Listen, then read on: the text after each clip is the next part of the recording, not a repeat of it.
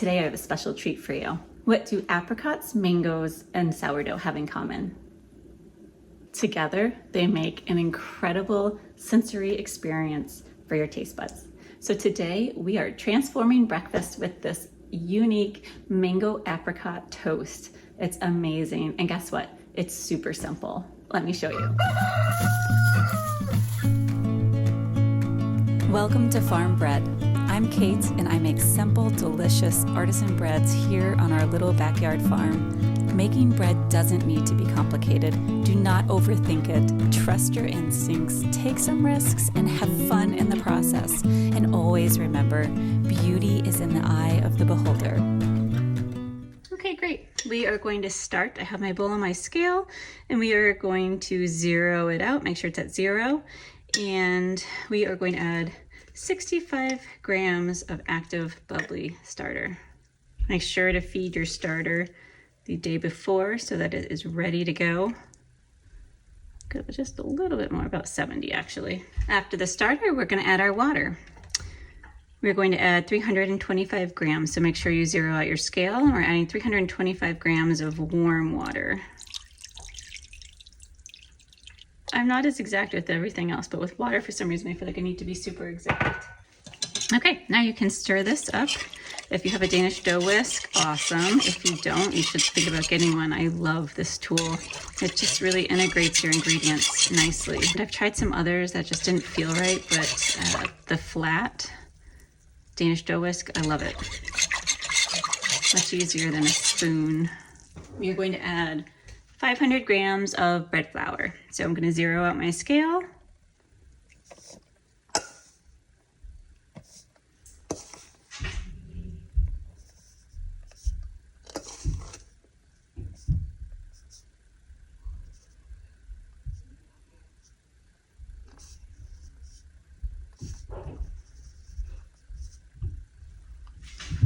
And I'm going to add salt. I like pink Himalayan salt, so I'm going to be adding 9 to 10 grams of pink Himalayan salt.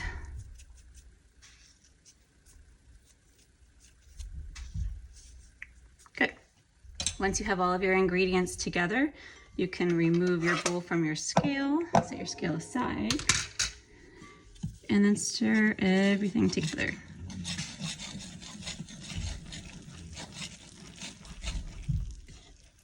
Depending on how wet or dry your dough is, if it's on the drier side, you might want to remove your dough whisk and just finish by hand. Might be easier. Trying to see how far I can go. And it's getting a little bit dry. So I will take my dough whisk out.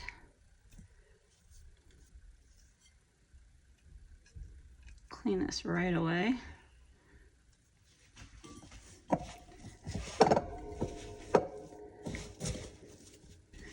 And just go by hand to integrate the remaining ingredients.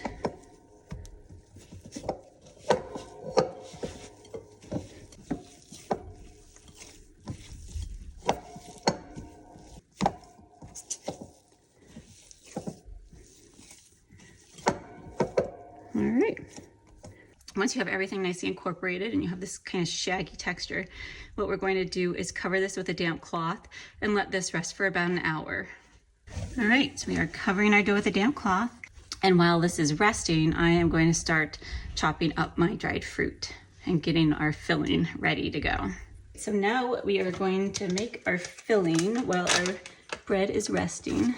We are going to add about 50 grams of dried apricots. Okay.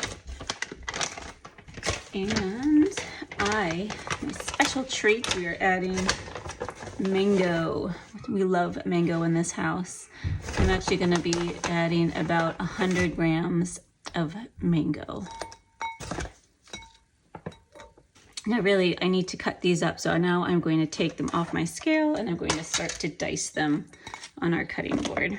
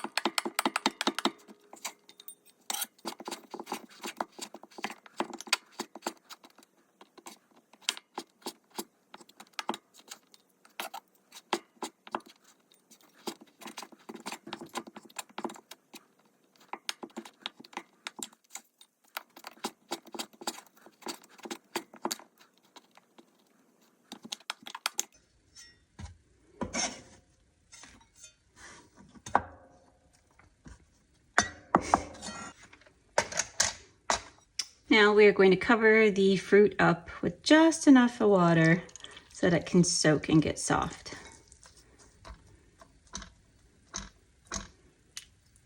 There we go. Zero out my scale, and I'm going to add kind of like about 20 grams of sugar. Just stir it up, and we will be draining the fruit before we add it to the bread.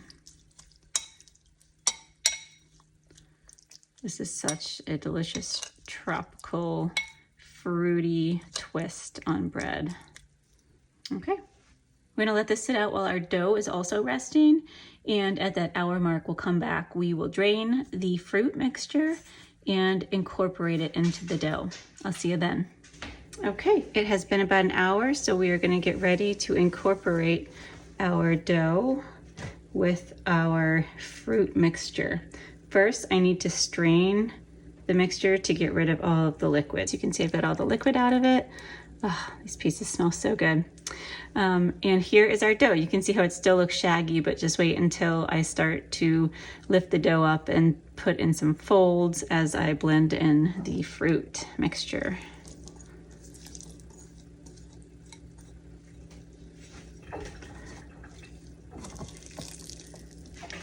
I love how this first fold always feels. Actually, these are the only folds that we will be doing.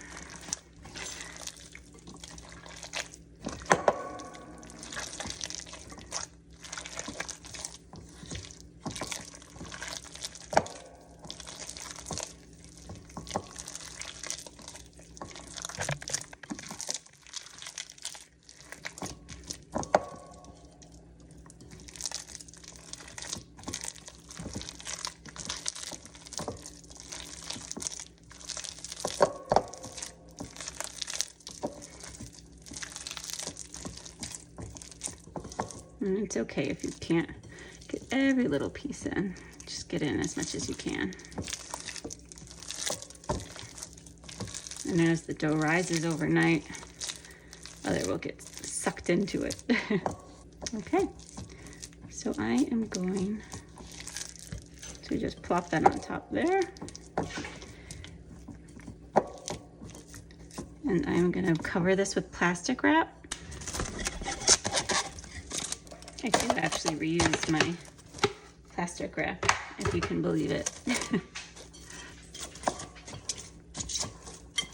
I will cover this up, and I will not come back until the morning. So this is now entering its bulk rise overnight. So I will see you in the morning. Okay, good morning. Our bread has rested overnight. Let's take a look. Oh my gosh, look at that. I cannot wait when I take off the plastic wrap, the aromas that are gonna come. Definitely save your plastic wrap. Just don't throw it out after one use. You can definitely save it for, anytime you're making breads. Keep reusing that same piece until you feel like you get a hole or something like that. So now I am going to lightly flour our work surface. And I'm going to turn our beautiful dough. Wow. Out.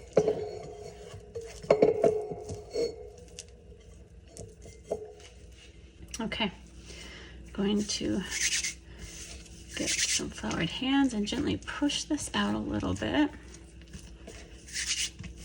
Get any bubbles out. And then I'm going to use a regular loaf pan for this, which means we won't be using any clay bakers.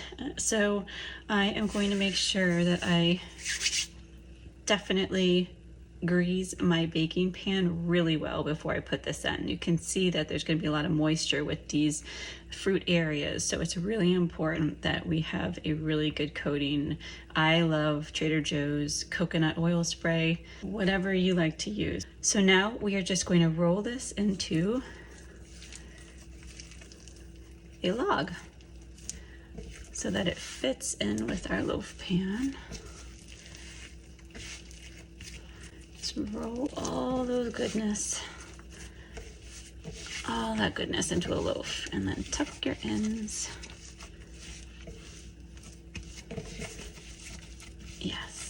Oh my goodness, this is going to be incredible. Okay, and now we're just gonna let this sit for about 10 minutes, relax the glutens, and then we will put it into our bread pan. Our bread has been resting nicely. We are going to transfer this into our loaf pan. Now remember, I generously sprayed my coconut oil spray into our loaf pan because we definitely want to make sure that it has a good coating before we put this into it. We are going to lift this up using our bench scraper, kind of gently tighten the ends a little bit, and then plop it in to our loaf pan. So this is very similar to our cinnamon toast bread, so definitely check out that recipe too. We are going to cover this. It's going to take about 1.5 to 2 hours to rise. In about an hour and a half, I'll come back, and that's when I'll preheat my oven to about 450 degrees Fahrenheit. All right, friends, welcome back. I have the mango apricot dough. It's definitely gained in size, and it's starting to get puffier. Now, keep in mind, there's a lot of fruit in here. I added about 150 grams of fruit, so that's definitely going to weigh this down a bit. Once we put it in the oven, because we had a nice long final proof, we should get some nice rise in the final bake. I came back about a half hour ago and I turned the oven on to 450 degrees Fahrenheit, so it's been preheating. And now I am going to turn the oven down to 400 to bake this, and we're going to bake it for about 45 minutes or so. Now, if you notice that you're starting to get burned fruit on top, fruit does have a higher sugar content, so it might start to burn quicker. You can always come in and tint your loaf with tin foil.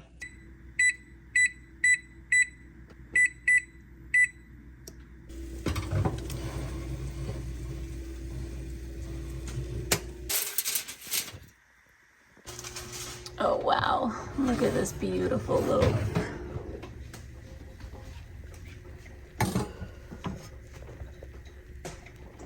Oh my goodness, the aromas that are coming from it. I am going to let it sit on the rack in its pan for about 5 minutes, and then I will actually take the loaf out of the pan. You can see though it's pulled away nicely from the edges. I cannot wait to dig into this beautiful loaf. Now I'm going to gently remove it from the pan and let it cool. Oh my gosh, this looks so good. Oh, look at this hidden surprise. Yummy. We're gonna let this sit and cool down now on a wire rack for as long as it needs, typically about an hour. All right, I am so excited to dig into this. It's still a little bit warm. Oh my gosh, look at that. Oh my gosh, it smells so good.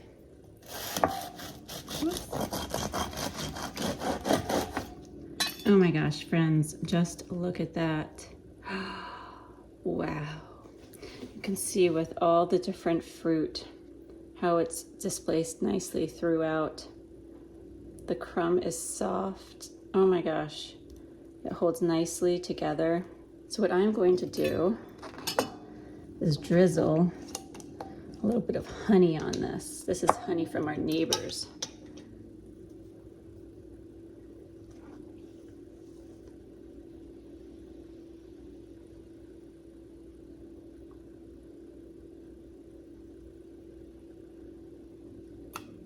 Oh my gosh, that looks so good. Mmm. Mmm. Wow. Hang on. This might be my new favorite bread. I mean, that mango and the apricot, but that mango, oh my gosh. And that little bit of honey on top just adds even more little sweetness, but it's not overpowering. It's chewy. The texture works really well with that added sweetness from the fruit. It's subtle, but oh my gosh, it is unbelievable. You've got to try this. Look at that crumb. It's soft, it's light, and those little nuggets of fruit in there are just incredible. Guys, we are up in the game for breakfast. It's super simple to make. You saw, we literally are mixing the dough at night. We're doing one set of folds before we cover it up overnight. long fermentation. And then we just had a couple hours of a final proof in the morning. This is an easy, simple recipe. So excited to be able to share this with you. If you are enjoying this content, please like and subscribe. Definitely turn on notifications. Share with your friends and family, and please comment below if you try it. I would love to hear your experience, how everything goes. And as always, if you have any questions, please don't hesitate to reach out. All right, I am going to enjoy this. Thanks for tuning in.